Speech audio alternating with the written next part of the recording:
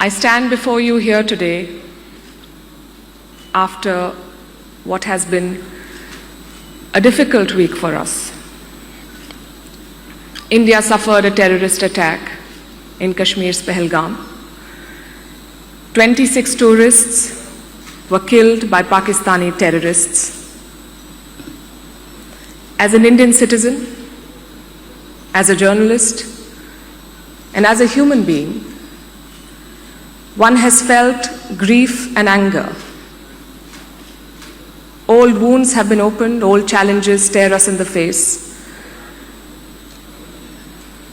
At a time like this, speaking about collaboration in South Asia can be tough.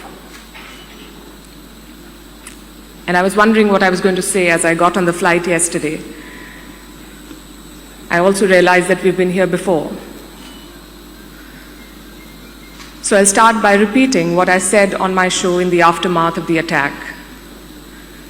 That to call it a cycle of terrorism and denial implies a sense of inevitability.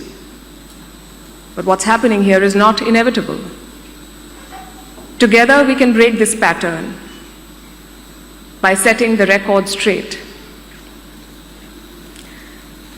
And it's imperative that we do now more than ever, also because where we come from.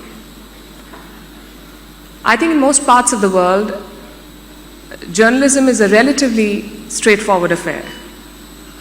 You tell your audience what has happened.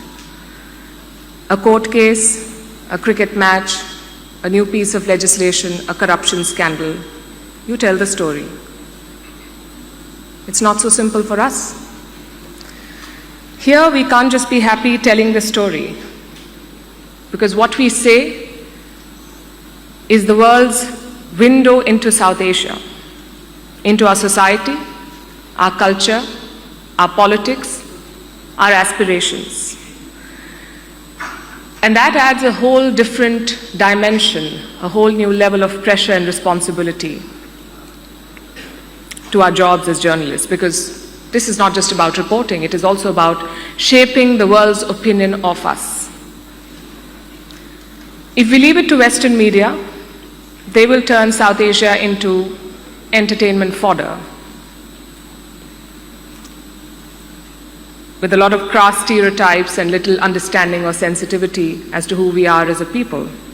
The usual stories about poverty, political chaos, weddings on elephants, and overly dramatic movies. But we know that South Asia is a lot more than that. We are a region of 2.2 billion people with dozens of languages, dozens of cultural intricacies, and many, many aspirations.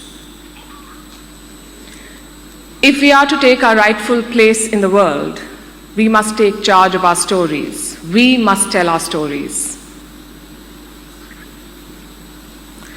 We need to create a narrative that is fit for our society.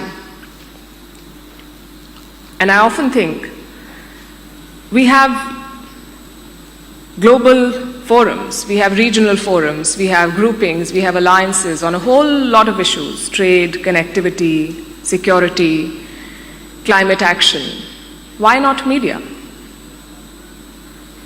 As leaders of the region meet, I would urge them to consider media as a potential area of collaboration.